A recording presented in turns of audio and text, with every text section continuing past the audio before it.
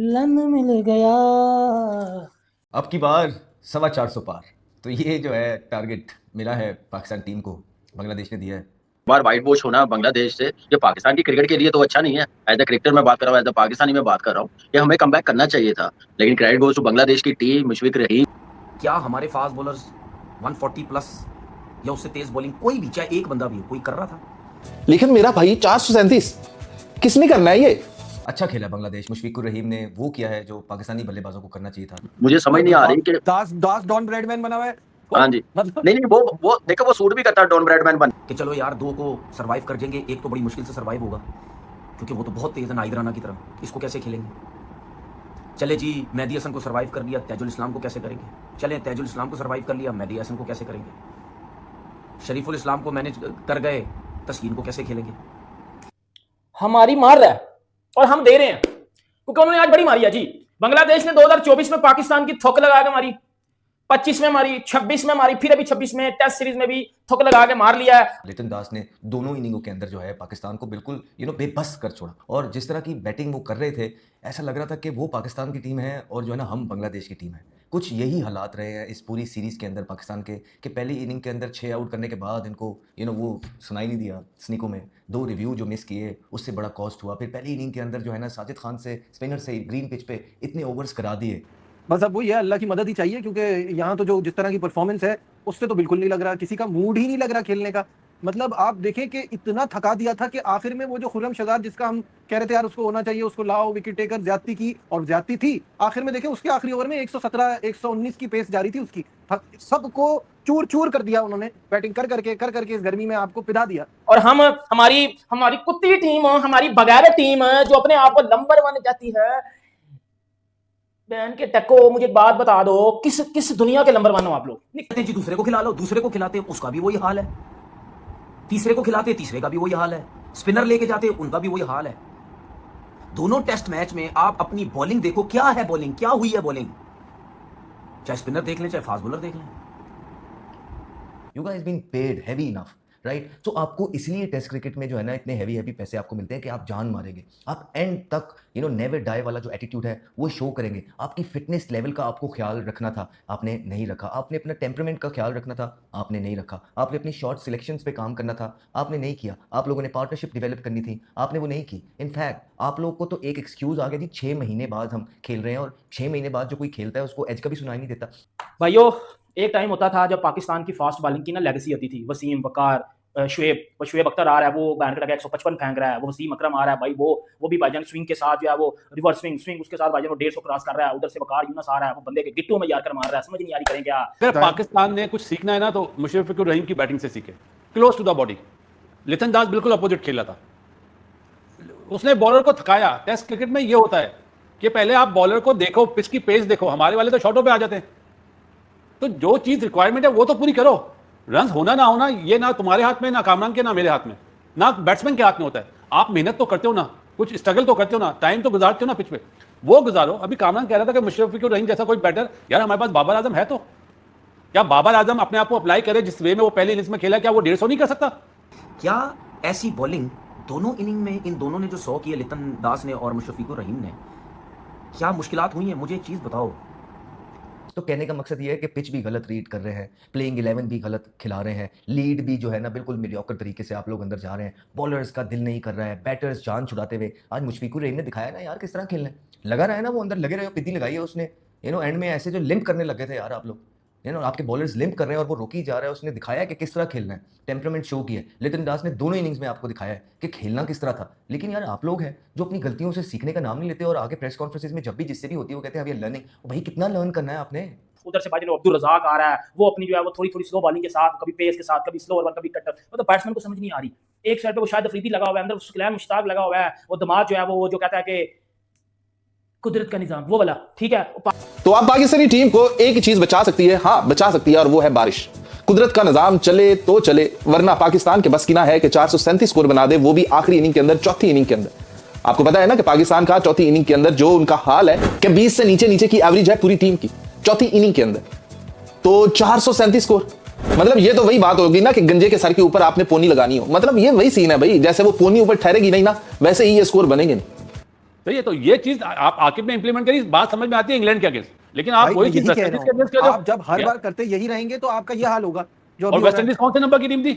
वो सीरीज में बराबर करके हमसे ऊपर आ गए थे। तो हमसे तो ऊपर ऐसा आए। नहीं होता, हर चीज का जाविया होता है। अगर आप उस जाविये से हटोगे, अगर आप ये सोचोगे कि भाई मैं मिडिल ऑर्डर कोई बैट्समैन है ही नहीं, मैंने तो सुई पे मारनी है, तो फिर आप कर लो भाई। फिर देखो अभी कामना ने एक बात बोली ना कि थोड़ा सा लम्हा फिक्रिया है कि अब हमें टेस्ट क्रिकेट नहीं खेलनी चाहिए। कोई स्पेशल बॉलिंग थोड़ी की आपने।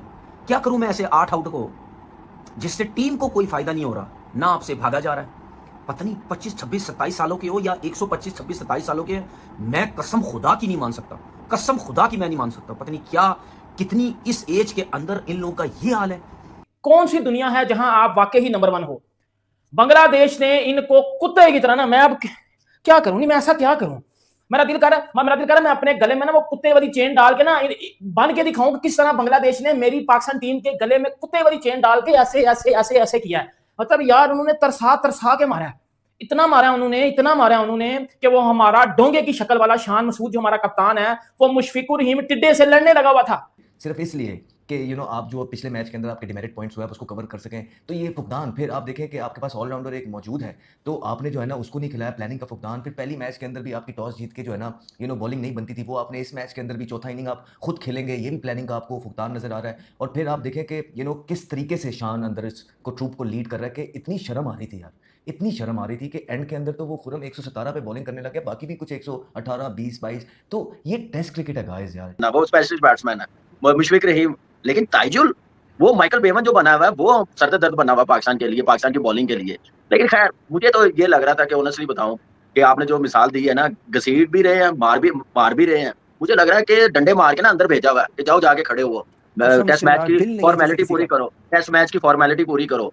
मेरा सिर्फ आप पहला सवाल पाकिस्तान क्रिकेट बोर्ड के चेयरमैन साहब से है, और उनका सवाल सिलेक्शन कमेटी से होना चाहिए और कोच से, क्या ये टीम डिजर्व करती है आगे किसी टेस्ट सीरीज में खेलना? क्या यार हम लोग 500 आउट करने के बाद 33 साल की उम्र में डेब्यू हुआ है हमारा।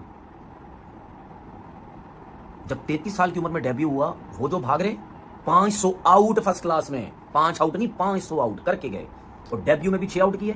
और ये जो आजकल के बच्चे खेल रहे, कोई 22 कोई 20 कोई 26, इनकी सबकी एज देख लो। अब्बास की अभी मैं बात नहीं कर रहा हूँ, तो 36 37 को हो गया, उसका तो चलो इन्होंने टाइम ज़ाया किया, जो भी किया, उसके आउट बहुत है।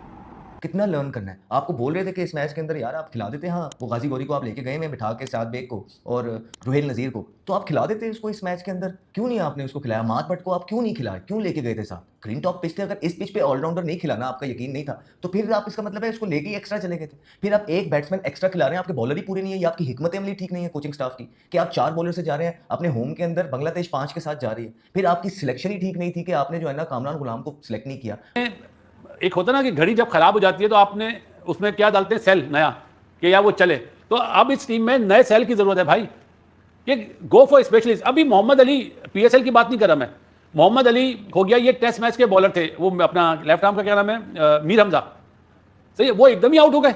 नसीम शाह चलो इंजरी है, तो आप जो दूसरों को लाएं, क्या आया उन्होंने वो खाने पूर्ण करे, वो पिलर टिक करे? नहीं करे ना। तो आपकी हर दफा सिलेक्शन कमेटी चेंज करती है लड़कों को, सिलेक्टर्स चेंज होते हैं। एक ही सिलेक्टर है जो 4 सीरीज हारने के बाद वो अभी तक सिलेक्टर है, बाकी सब चेंज हो गए। सरफराज आ गया हेड कोच बनके, उमर गुल आ गया बॉलिंग कोच बनके, अपना पिछली दफा आपको याद है कि गैरी क्रिस्टन था, आकिब था, तो अपना सॉरी वो था जैसन गिलेस्पी था। तो हर चीज चेंज हो रही है, एक सिलेक्टर वही है।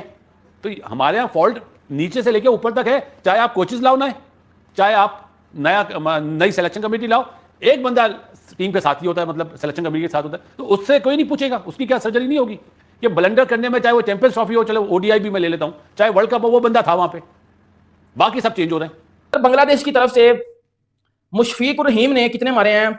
137 रन। और मेरे डड्डू बॉब्जी के जो फैन है ना, बयान के टके बॉब्जी के जो फैन हैं, वो 68 पे ऐसे खुश हो रहे थे जैसे पता नहीं इनकी घूमी हुई बाजी मिल गई है, मतलब इनकी बाजी घूम गई थी और जैसे वो नहीं मिल जाती, ऐसे खुश हो रहे थे जैसे 68 पता नहीं कोई 268 कर दिया इसने। वो बांग्लादेश का ओपनर, बांग्लादेश का विकेट कीपर लिटन दास ने पहली इनिंग्स में 126 किया है, दूसरी इनिंग्स में वो बंदा 69 करके गया और वो चुप करके चले गया, वो किंग नहीं है। पहली इनिंग्स में भाईजान उसने मुशफिक ने आज 137 कर दिया, वो भी चुप करके चला गया और वो गुस्सा हो रहा था। भाई मैं खुदा की कसम, मैं बांग्लादेश की टीम को बड़ी टीम नहीं मानता, अच्छी टीम है, सही है, रिस्पेक्ट अपनी जगह। बांग्लादेश एक टाइम पे जो हमसे जीत नहीं सकते, बांग्लादेश हम हमारे ऊपर चढ़ के खेल रहे हैं। नमस्कार दोस्तों, देखा आपने किस तरह पाकिस्तान मीडिया का रोना धोना अभी बंद नहीं हुआ। जिस तरीके से बांग्लादेश प्लेयर इनको सीरीज पे सीरीज हराए जा रहे हैं। 2023 से लगातार बांग्लादेश प्लेयर चाहे उनको अपने घर में बुलाकर चाहे इनके घर में आकर इनको ठोके जा रहे हैं। लगातार इनकी बेइज्जती पे बेइज्जती हो रही है। और अब जिस तरह भाई अब इनको सेकंड टेस्ट मैच में बांग्लादेश ने 437 रन का जो टारगेट दिया है, इतना पहाड़ जैसा जो टारगेट खड़ा हो गया है पाकिस्तान टीम के लिए, तो वो बहुत बड़ा है। आपने देखा होगा जिस तरीके से 2 टेस्ट मैच पिछले से हराए जा रहे हैं बांग्लादेश पाकिस्तान को, तो इसमें पाकिस्तान की कितनी ज़्यादा बेइज्जती हुई है। और अब पाकिस्तान को ये पता नहीं कि अब हमें दूसरे जो टेस्ट मैच में हार मिलने वाली है, इससे कितनी ज़्यादा बेइज्जती हो ही जा रही है।